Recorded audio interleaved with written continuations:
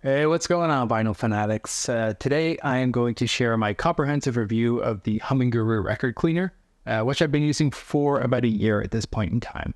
So this review is based on my own perceptions, having bought all of the items myself after conducting a lot of investigation into a bunch of various cleaning methodologies.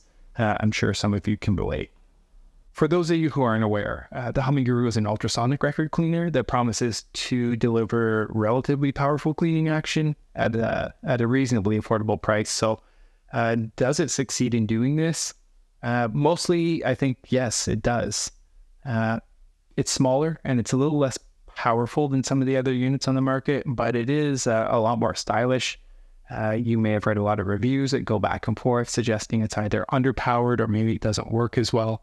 I'd see a lot of them, and I've read a lot of the posts as well, but I can say that it's done a good job of cleaning surface debris, and its compact size and all-in-one design have made it pretty pleasurable to use. I really didn't want to get involved in some type of multi-stage process.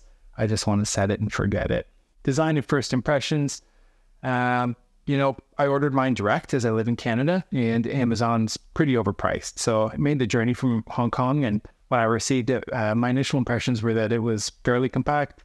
I also ordered extra filters, the cleaning solution or their surfactant, and their record stylus cleaner and weigh scale, the S Duo.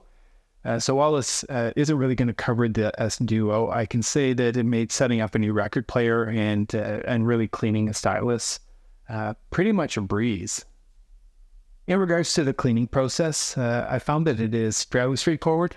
Just fill it with distilled water. I like to run the water for about 10 minutes with the record in it and some surfactant, at least for the first record. And then I put it into auto mode, which ultimately will dry the record for you.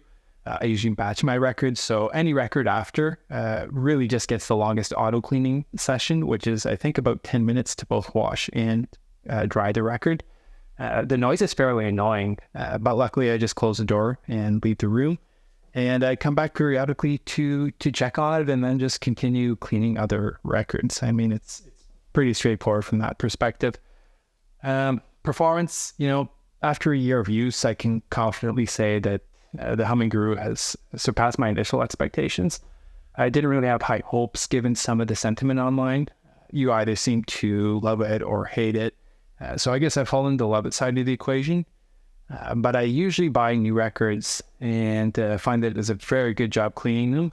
Older records sometimes get a manual process beforehand to remove debris.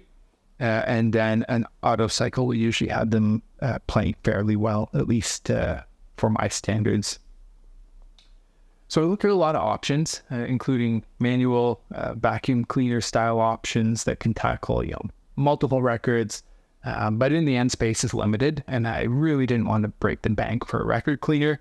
I think this hits a nice price point for ultrasonics, and I also don't think that it cleans better or worse than other methodologies, but I do think that it makes it way easier with little to no involvement on my end.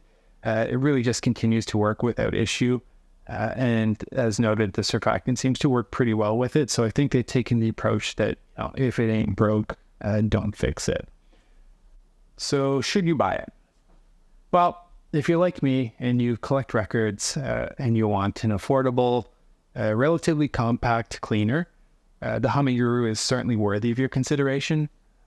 I may not have the most exacting standards, but my records play cleanly and without issue, so I can't really ask for a lot more than that.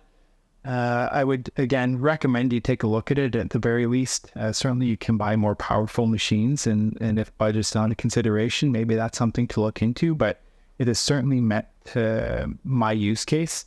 So if you have any questions or comments, feel free to put them into the comment section down below, and I'd be happy to answer them for you. All right. Thanks a lot, guys. Bye.